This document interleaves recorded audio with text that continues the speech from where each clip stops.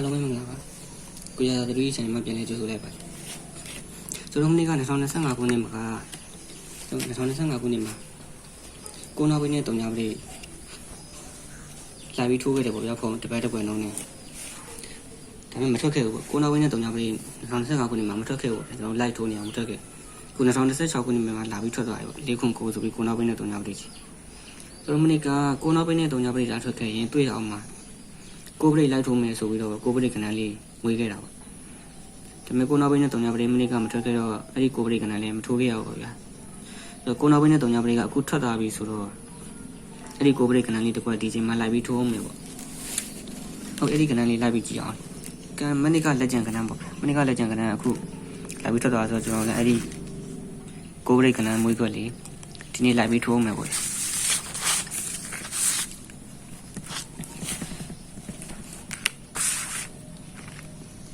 ့ဝေးကြည့်ကြည့်လိုက်အောင်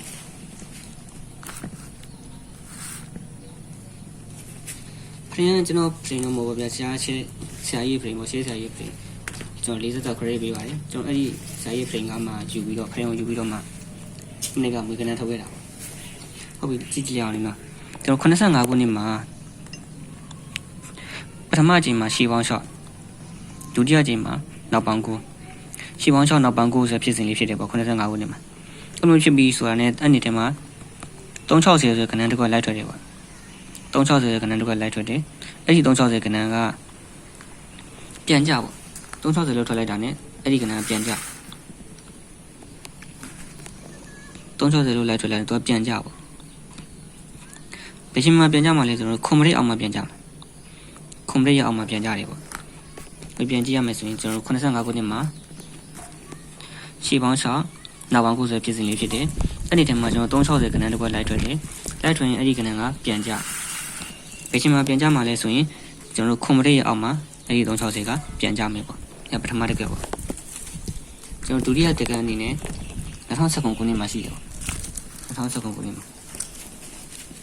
2019ခုနှစ်မှာပထမတစ်ချိန်မှာပထမကက်အတိုင်းပဲရှီပေါင်း6ဒုတိယတစ်ချိန်မှာနောက်ပေါင်း9ရှီပေါင်း6နောက်ပေါင်း90ဖြစ်စဉ်လေးဖြစ်သွားတယ်ပေါ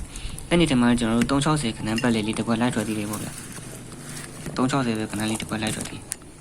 ဒီမှာတော့630ဆိုပြီးလိုက်ထွက်သွားတယ်ပေါ့အဲ့လိုမျိုးထွက်ပြီးဆိုတော့အဲ့ဒီကိုပရိ630လေးကပြန်ကြပေါ့ဘယ်ချိန်မှပြန်ကြမှာလဲကျွန်တော်တို့ခွန်ပရိအောင်မှပြန်ကြတယ်ပေါ့ဒုတိယတက်ကပေါ့ဗျာတတိယတက်ကအနေနဲ့ကျွန်တော်2024ခုနှစ်မှာပေါ့2024ခုနှစ်ပထမချိန်မှာရှီပေါင်း6ဒုတိယချိန်မှာနောက်ပေါင်း9ရှီပေါင်း6နောက်ပေါင်း90ဖြစ်စဉ်လေးဖြစ်သွားတယ်ပေါ့အဲ့ဒီထဲမှာကျွန်တော်တို့360ခဏပတ်လေလေးလိုက်ထွက်တယ်363ဆိုပြီးလိုက်ထွက်တယ်လိုက်ထွက်အဲ့ဒီခဏကပြန်ကြဘယ်ချိန်မှပြန်ကြမှာလဲကျွန်တော် complete အောင်မှပြန်ကြတယ်ပေါ့ဗျာအဲ့လိုမျိုး train လေးတည်ပြီးသွားပြီဆိုရင်ကျွန်တော်တို့ကအဲ့ဒီရှေ့ပေါင်း6နောက်ပေါင်းကိုဖြည့်စင်နေပြီးတော့သူ့ရဲ့နောက်နှစ်မနေ့က2025ခုနှစ်မှာပေါ့ငွေကဏ္ဍတစ်ခွက်လိုက်ပြီးထိုးခဲ့တယ်ပေါ့ဗျာဒါပေမဲ့မထွက်လာဘူးဟုတ်ကဲ့ဒီငွေကဏ္ဍလေးကြည့်ကြည့်လိုက်အောင်ပေါ့ကျွန်တော်ပထမတစ်ခါပြန်သွားလိုက်ကျွန်တော်95ခုနှစ်မှာရှေ့ပေါင်း6နောက်ပေါင်း9လို့ဖြစ်တယ်360ကြာတယ်အဲ့ဒီ360ကပြန်ကြာအဲ့လိုမျိုးဖြစ်ပြီးဆိုရင်ကျွန်တော်တို့က95ခုနှစ်မှာရှေ့ပေါင်း6နောက်ပေါင်း9ဖြစ်လို့သူ့ရဲ့နောက်နှစ်မှာငွေကဏ္ဍတစ်ခွက်လိုက်ပြီးထိုးရပေါ့ဘယ်လိုမျိုးငွေကဏ္ဍတွေကထုတ်လဲဆိုကျွန်တော်တို့ရှေ့ပေါင်း6မှာကြံနေခဲ့တဲ့ရှင်းနောက်ပိတ်ကလေးရေနောက်ပေါင်း9မှာကြံနေခဲ့တဲ့ရှစ်ထိတ်ကလေးရေရှင်းနောက်ပိတ်လေးနဲ့ရှစ်ထိတ်ကလေးကျွန်တော်လှမ်းပြီးတော့ပေါင်းပါပေါ့ရှင်းနောက်ပိတ်နဲ့ရှစ်ထိတ်နဲ့ပေါင်းမယ်ရှင်းနဲ့ရှင်းနဲ့ပေါင်းတော့16ပေါ့ဗျာကျွန်တော်6ယူလိုက်မယ်6ရှင်းနဲ့ရှင်းနဲ့ပေါင်းရင်16မလို့ကျွန်တော်6ပိတ်ကဏ္ဍတစ်ခွက်လိုက်ထွက်ရမယ်ရှင်းနဲ့ရှင်းနဲ့ပေါင်းရင်16မလို့သူ့ရဲ့နောက်နှစ်မှာ6ပိတ်ကဏ္ဍတစ်ခွက်လိုက်ထွက်ရမယ်အဲ့ဒီလိုက်ထွက်တဲ့6ပိတ်ကဏ္ဍဘယ်ကဏ္ဍနေနဲ့6ဖြစ်မှာလဲဆိုရင်အပေါ်ကရှင်းနောက်ပိတ်ကလေးကိုပါဝါယူမယ်ရှင်းနောက်ပိတ်ရဲ့ပါဝါ3တလုံးပါရမယ်အောက်ကရှစ်ထိတ်ကလေးကိုကျွန်တော်နက်ခတ်ယူမယ်ရှစ်ထိတ်ရဲ့နက်ခတ်1တလုံးပါရမယ်သူ့ကိုပါဝါယူမယ်သူ့ကိုနက်ခတ်ယူမယ်ရှစ်ပါဝါ3တလုံးရှစ်နက်ခတ်1တလုံး3နဲ့1နဲ့ပါရမယ်3နဲ့1နဲ့ပါရမယ်3နဲ့1နဲ့ပါတယ်ကျွန်တော်တို့ရှင်းနဲ့ရှင်းနဲ့ပေါင်းချင်း6မို့လို့6ပရိ3နဲ့1နဲ့ပါတယ်6ပရိဆိုတော့ကျွန်တော်3နဲ့1နဲ့က4 6ဖြစ်အောင်ကျွန်တော်တို့နှစ်ထည့်ရုံပဲပေါ့3တင်းနှစ်အဲ့ဒီ3တင်းနှစ်ဆိုတဲ့ကဏ္ဍ6ပရိကဏ္ဍလေးကရှေ့ပေါင်း6နောက်ပေါင်းကိုဖြစ်စေရဲ့နောက်နှစ်မှာလိုက်ပြီးထွက်ရမယ်ပေါ့6ပရိကဏ္ဍလေး3တင်းနှစ်လေးလိုက်ပြီးထွက်ရမယ်16ချိန်မှာ3တင်းနှစ်လိုက်ပြီးထွက်သွားတယ်ပေါ့3တင်းနှစ်ပရိ6ကဏ္ဍလေးပထမတက်ကပေါ့ဒုတိယတက်ကသွားကြည့်လိုက် ကျွန်တော်2019ခုနှစ်မှာရှေ့ပေါင်းရှောင်းနောက်ပေါင်းကိုဖြစ်စဉ်ဖြစ်တယ်အဲ့ဒီထဲမှာ360ခဏပတ်လက်လေးလဲကြားတယ်အဲ့ဒီ360ခဏပတ်လက်လေးကအောက်မှာပြန်ကြခုံလေးအောက်မှာပြန်ကြပါအဲ့ကနေပြီးတော့ကျွန်တော်ရှေ့ပထမတစ်ခါအတိုင်းပဲမွေးကနန်းထုတ်မယ်ပေါ့ရှေ့ပေါင်းရှောင်းနောက်ပေါင်းကိုရဲ့နောက်နေ့2017ခုနှစ်အတွက်မွေးကနန်းထုတ်မယ်ပထမကလိုပဲကြံနေခဲ့တဲ့ခုနောက်ပိတ်ရဲ့ကြံနေခဲ့တဲ့ရှောက်ထိပ်ရဲ့ခုနှစ်ချောင်းနဲ့လမ်းပေါင်းမယ်3မလို့ခုနှစ်ချောင်းနဲ့ပေါင်း73မလို့ကျွန်တော်3ပရိတ်သူ့ရဲ့နောက်နေ့မှာ3ပရိတ်2017ခုနှစ်မှာ3ပရိတ်ခဏတစ်ခွက်ထွက်ရမယ်အဲ့ဒီထွက်တဲ့3ပရိတ်ခဏဘယ်ခဏနေနေလဲဆိုပထမကအတိုင်းပဲခုနောက်ပိတ်ကလေးကိုပေါက်ရယူမယ်ခွန်ပါဝါနှစ်တလုံးပါရမယ်ခုနောက်ပိတ်ရပါဝါနှစ်တလုံးပါရမယ်ရှောက်ထိပ်လေးကိုနှက်ခတ်ယူမယ်ရှောက်နှက်ခတ်ကိုတလုံးပါရမယ်နှစ်တလုံးလည်းပါရမယ်ကိုတလုံးလည်းပါရမယ်ခုနှစ်ချောင်းနဲ့ပေါင်းရင်3မလို့3ပရိတ်လည်းဖြစ်ရမယ်ကျွန်တော်ရေးကြည့်လိုက်မယ်နှစ်တလုံးပါရမယ်ကိုတလုံးပါရမယ်ပရိတ်3လည်းဖြစ်ရမယ်ဆိုတော့2 9ဆိုတော့1ကိုပရိတ်3ပြောင်းကျွန်တော်နှစ်တလုံးထပ်ထည့်အောင်ပဲ2 9ခဏပတ်လေလေးက2 9ဆိုတော့3ပရိတ်ခဏပတ်လေလေးက2017ခုနှစ်မှာလိုက်ပြီးထွက်ရမယ်ပေါ့2017ခုနှစ်မှာဒီမှာထွက်တယ်ပေါ့2 9ဆိုပြီးတော့ပတ်လေလေးလိုက်ထွက်သွားတယ်ပေါ့ဗျာ3ပရိတ်ခဏလေးလိုက်ထွက်သွားတယ်အဲ့ဒါဒုတိယတစ်ကပေါ့တတိယတစ်ကအနေနဲ့ကျွန်တော်2024ခုနှစ်မှာရှေ့ပေါင်းရှောင်းနောက်ပေါင်းကိုဖြစ်စဉ်ဖြစ်တယ်363ဆိုပတ်လေခဏလေးလိုက်ထွက်တယ်အဲ့ဒီခဏပြန်ကြခုံလေးအောင်ပြန်ကြအဲ့ဒီကနေပြီးတော့ကျွန်တော်2024ခုနှစ်မှာရှေ့ပေါင်းရှောင်းနောက်ပေါင်းကိုဖြစ်လို့2025ခုနှစ်အတွက်ကျွန်တော်မွေးခဏတစ်ခွက်ထုတ်တယ်ဘယ်မျိုးထုတ်လိုက်လဲဆိုတော့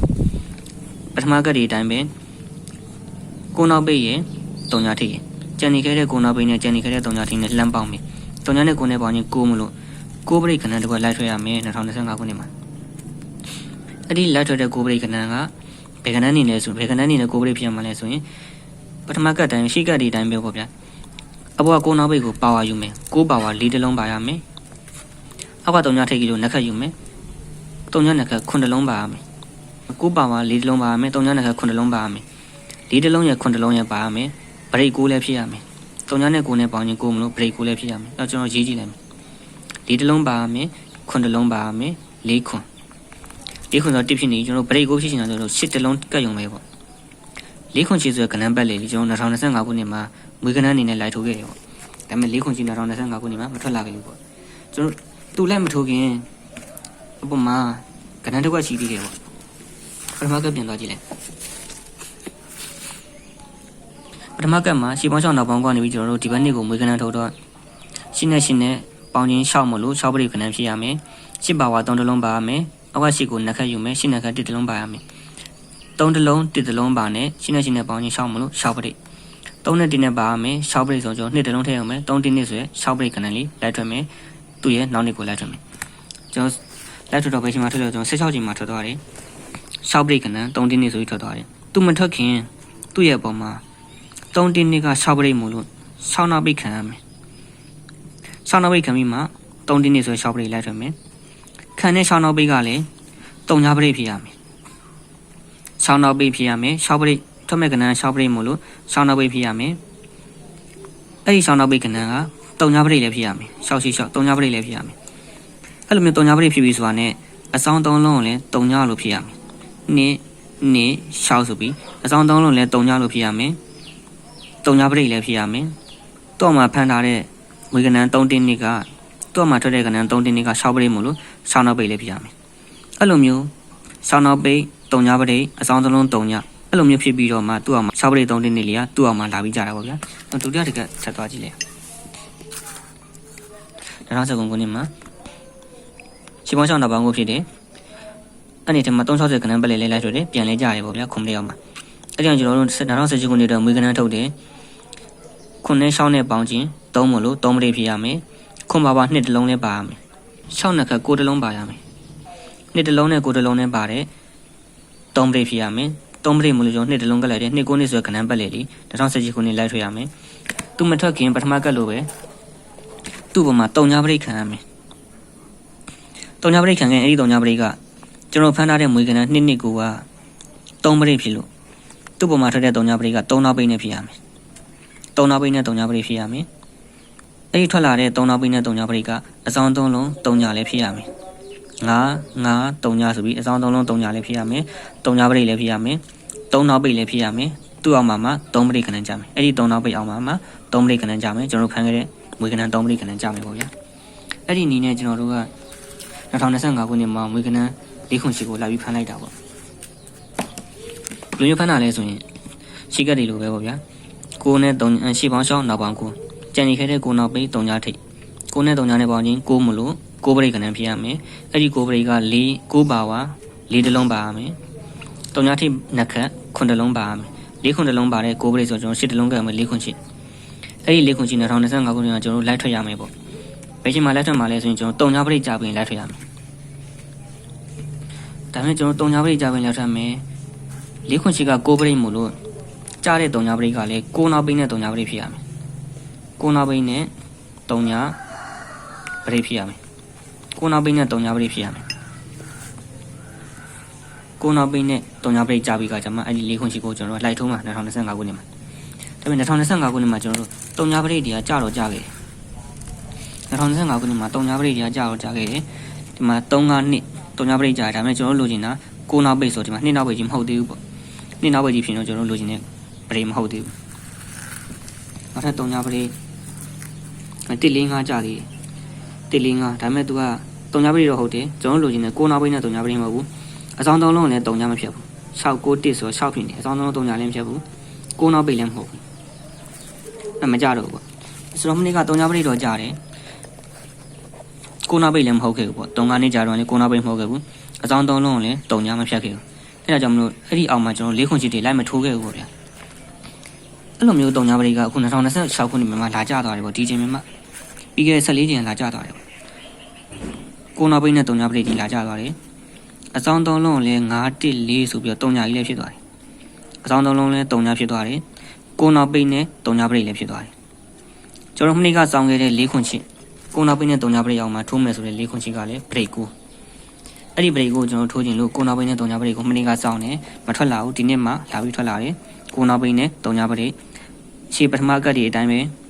အဆောင်3လုံးလည်း3ညလို့ဖြတ်ထားတယ်9နောက်ပိတ်လည်းဖြစ်နေတယ်3ညပရိတ်လည်းဖြစ်နေတယ်သူ့အမှကျွန်တော်တို့ဒီဘက်မှာ4ခွန်8ကနန်းပတ်လေလေးပေါ့ဗျာ4ခွန်8ကနန်းအားလေးပေါ့ပတ်လေလေးလိုက်ပြီးထိုးခြင်းသေးတယ်ပေါ့ဗျာမနေ့ကလက်ကျန်ကနန်းလေးပေါ့2016 15ချိန်အတွက်4ခွန်8ကနန်းပတ်လေလေးပေါ့ဗျာ4ခွန်8ကနန်းပတ်လေလေးအကြိုက်တွင်လိုက်ပြီးထိုးကြအောင်ပေါ့အားလုံးပဲကံကောင်းကြပါစေပေါက်တိဖြစ်ကြပါစေ